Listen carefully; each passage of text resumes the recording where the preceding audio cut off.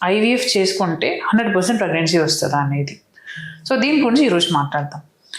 So IVF చేసుకుంటే యావరేజ్గా ఉన్న సక్సెస్ రేట్ అనేది 65 to 70% అనమాట. అగైన్ పేషెంట్ ఫ్యాక్టర్ బట్టి డిఫరెన్స్ అనేది ఉంటుంది. సో ఫర్ ఎగ్జాంపుల్ ఏజ్ అనేది చాలా ఇంపార్టెంట్. ఫీమేల్లో ఏజ్ లెస్ దెన్ 30 అన్నప్పుడు ఛాన్సెస్ అనేది బెటర్గా ఉంటుంది. ఎందుకంటే వాళ్ళకి ఎగ్ నంబర్ బెటర్గా ఉంటుంది, ఎగ్ క్వాలిటీ బెటర్గా ఉంటుంది, కాబట్టి వాళ్ళకి సక్సెస్ అనేది బెటర్గా ఉంటుంది. Coming to the age 30 to 35 అన్నప్పుడు కంపారిటివ్లీ కొంచెం సక్సెస్ రేట్ అనేది తగ్గొచ్చు. వన్స్ 38 years 40 years క్రాస్ అయితే సక్సెస్ అనేది డ్రాస్టిక్లీ తగ్గుతుంది. ఎందుకంటే వన్స్ 38 years 40 years దాటిన తర్వాత ఎగ్ క్వాలిటీ అనేది తగ్గిపోతుంది అనమాట. సో దీనివల్ల సక్సెస్ రేట్ అంటే ఎంబ్రియో క్వాలిటీలో కూడా ఇష్యూ రావచ్చు. దానివల్ల ఓవరాల్ సక్సెస్ రేట్ అనేది తగ్గుతుంది. This the one thing. ఇంకొకటి నెక్స్ట్ అనేది హార్మోన్స్. అంటే మీకు ఏదైనా థైరాయిడ్ ప్రాబ్లం ఉంటే, ఏదైనా షుగర్ అబ్నార్మల్ ఉంటే కూడా మీరు కరెక్ట్ చేసుకోవాలి. అది నెక్స్ట్ ఆర్గన్స్ అంటే గర్భసంచి ట్యూబ్స్, ఓవరీస్ ఎలా ఉంది అనేది చూసుకోవాలి. గర్భసంచిలో ఫైబ్రాయిడ్ ఉన్నది అనుకోండి, అగైన్ లొకేషన్ ఎక్కడ ఉంది అంటే ఫైబ్రాయిడ్ అనేది ఎక్కడ ఉన్నది అనేది చూసుకోవాలి. దాన్ని బట్టి కరెక్ట్గా ట్రీట్మెంట్ వాడేసి దాని తర్వాత మీరు ప్రెగ్నెన్సీ ప్లాన్ చేసుకుంటే or IVF embryo transfer plan చేసుకుంటే సక్సెస్ రేట్ అనేది బెటర్గా ఉంటుంది. అండ్ దెన్ గర్భసంచిలో పాలిప్, ఎండోమెట్రియల్ పాలిప్ ఉన్నాయా, ఏదైనా ఇన్ఫెక్షన్ ఉన్నాయా అనేది కూడా రూల్ అవుట్ చేసుకోవాలి. అండ్ దెన్ ట్యూబ్లో కొందరికి వాప్ ఉంటుంది. ఆ వాప్ అనేది బేస్డ్ ఆన్ దట్ అంటే కొన్ని ఫ్యాక్టర్స్ బట్టి తీయాలా తీయకూడదా అనేది మీ డాక్టర్ చెప్తారు. సో దాన్ని బట్టి మీరు ప్రొసీడ్ అయితే బెటర్. వాప్ ఉన్నప్పుడు కూడా మీకు సక్సెస్ రేట్ అనేది తగ్గడానికి ఛాన్సెస్ ఉన్నాయి. అండ్ దెన్ ఎగ్స్ వైజ్ చూస్తే కూడా కొందరికి పీసీఓఎస్ ప్రాబ్లం ఉన్న వాళ్ళకి నెంబర్ ఆఫ్ ఎగ్స్ ఎక్కువ ఉండేది అనేది మనకు తెలుసు. బట్ నెంబర్ ఆఫ్ ఎగ్స్ ఎక్కువ ఉన్నప్పుడు కూడా ఎగ్ క్వాలిటీలో కొన్నిసారి ఇష్యూ ఉండొచ్చు. దానివల్ల కూడా మనకి ఎంబ్రియో మంచిగా ఫామ్ అవ్వకుండా ఉండొచ్చు.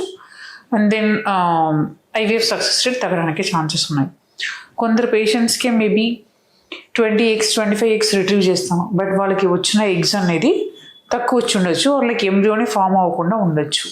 అట్లాంటి పేషెంట్స్కి ఎగ్ క్వాలిటీలో ఇష్యూ ఉంటుంది అనమాట. అట్లాంటి పేషెంట్ కూడా మనకి సక్సెస్ రేట్ అనేది తగ్గడానికి ఛాన్సెస్ ఉన్నాయి. సో ఇవే కొన్ని ఫ్యాక్టర్స్ అనమాట. Coming to the mail partner అన్నప్పుడు, ఇప్పుడు మెయిల్ పార్ట్నర్లో కూడా స్మోకింగ్, ఆల్కహాల్ ఆ ఫ్యాక్టర్స్ అన్నీ ఉంటే 7 పారామీటర్స్ని అఫెక్ట్ చేస్తుంది, కాబట్టి ఓవరాల్ అవుట్కమ్ని తగ్గుతుంది అనమాట. And then weight, overall male female ఇద్దరు యావరేజ్గా బిఎంఐ అనేది మెయింటైన్ చేసుకోవాలి. అండ్ దెన్ కౌంట్లో ఏదైనా ఇష్యూ ఉంటే కూడా, అంటే కౌంట్ నార్మల్ ఉంటే we have a better success rate. Count తక్కువ ఉన్నప్పుడు ఏమవుతుందంటే అంటే స్పర్మ్ డ్యామేజ్ అనేది ఎక్కువ ఉండడానికి ఛాన్సెస్ ఉంటుంది అనమాట. అప్పుడు కూడా మనకి ఎంబ్రియో అనేది గ్రేడ్ కొంచెం తక్కువ రావడానికి ఛాన్సెస్ ఉన్నాయి. సో అప్పుడు కూడా మనకి ఐవీఎఫ్ అవుట్కమ్ అనేది ఎఫెక్ట్ అవుతుంది. సో ఓవరాల్ ఇదే ఫిక్స్డ్ సక్సెస్ రేట్ అనేది మనం చెప్పలేము. పేషెంట్ ఫ్యాక్టర్స్ అంటే మేల్ పార్ట్నర్స్లో ఉన్న పేషెంట్ ఫ్యాక్టర్స్ బట్టి మనము సక్సెస్ రేట్ ఇంత ఉంటుంది అనేది చెప్పగలుగుతాము. So IVF success rate is not 100% అండి. It varies, patient to patient vary అవుతూ ఉంటుంది. ఈరోజు ఒక పేషెంట్ డౌట్ని నేను క్లియర్ చేస్తాను. అంటే ఒక పేషెంట్కి ఆల్రెడీ 2 పిల్లలు ఉన్నారు, పిల్లలు వద్దని ఆపరేషన్ అయిపోయినాయి. సో దే ఆర్ విల్లింగ్ వాళ్ళకి ఇంకొక కిడ్ ప్లాన్ చేసుకోవాలనుకుంటున్నారు. సో ఎట్లా ముందు వెళ్దాం అంటే, పిల్లలు వద్దని ఆపరేషన్ అయిపోయిన తర్వాత న్యాచురల్ కన్సెప్షన్ అయినా ఆర్ ఐయుఐ ఛాన్సెస్ ఉంటుందా అనేది అడిగారనమాట. సో న్యాచురల్ కన్సెప్షన్ అనేది ఎట్లా అవుతుంది అంటే, యూజువల్గా మిడిల్ ఆఫ్ ద సైకిల్లో ఎగ్ అనేది రిలీజ్ అవుతుంది. రిలీజ్ అయిన ఎగ్ అనేది ట్యూబ్లో ఉంటుంది అనమాట. ఎగ్జాక్ట్లీ ఫింబ్రిల్ ఎండ్ అని ఒక పార్ట్లో ఉంటుంది అనమాట. అండ్ దెన్ ఆ టైంలో హస్బెండ్ వైఫ్ మీట్ అయినప్పుడు స్పర్మ్ అనేది లోపల వెళ్తుంది, లోపల గర్భసంచి లోపల, దెన్ ట్యూబ్ దగ్గర వెళ్ళాలి, అక్కడ ఉన్న ఎగ్తో మీట్ అవ్వాలి. అక్కడ మీట్ అయిన తర్వాత 2 గ్యామెట్స్ మీట్ అయిన తర్వాత బేబీ అనేది ఫామ్ అవుతుంది. ఫామ్ అయిన బేబీ అనేది ట్యూబ్లో ట్రావెల్ చేసుకుని గర్భసంచిలో వచ్చి అటాచ్ అయిపోవాలి, ఇంప్లాంట్ అవ్వాలి. అప్పుడే మనకి యూరిన్ ప్రెగ్నెన్సీ టెస్ట్ అనేది పాజిటివ్ వస్తుంది. సో ఇప్పుడు మీకు పిల్లలు వద్దన్న ఆపరేషన్ అయిపోయిన తర్వాత ఏమవుతుంది అంటే, ఆ ట్యూబ్ని మీకు పార్ట్ ఆఫ్ ట్యూబ్ని కట్ చేసేస్తారు ఆర్ ముడి వేసేస్తారు అనమాట.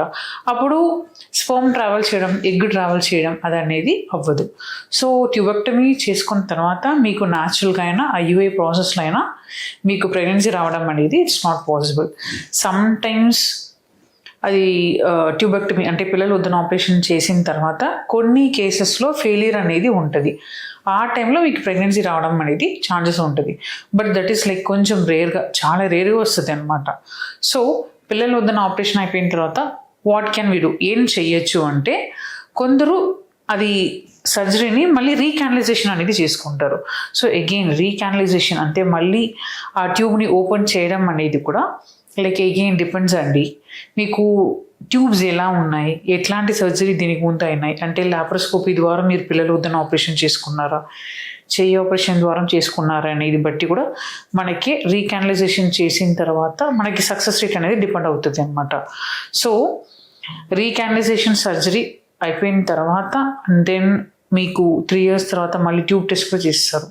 చేసిన తర్వాత మీకు ట్యూబ్ ఓపెన్ ఉంటే మీకు ఐయుఐ ఛాన్స్ అయినా న్యాచురల్ ఛాన్సెస్ అయినా ఉంటుంది అనమాట. బట్ స్టిల్ మీకు ఎక్టోపిక్ ప్రెగ్నెన్సీ అనేది రావడానికి ఛాన్సెస్ ఉంటుంది. ఎందుకంటే ఆల్రెడీ ట్యూబ్ ఒక్కసారి పిల్లలు వద్దన ఆపరేషన్ చేసేసి దాని తర్వాత మళ్ళీ రీకానలైజేషన్ చేసినప్పుడు some part of tubal damage అనేది ఉంటుంది అనమాట.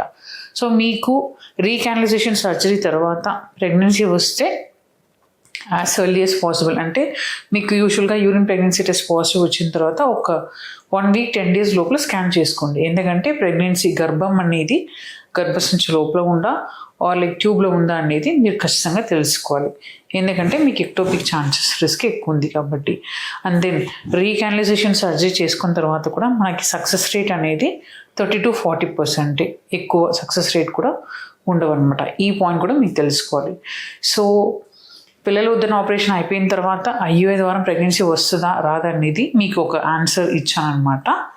సో మీకు ఇంకా ఏదైనా డౌట్స్ ఉంటే కమెంట్ బాక్స్లో పెట్టండి. Thank you.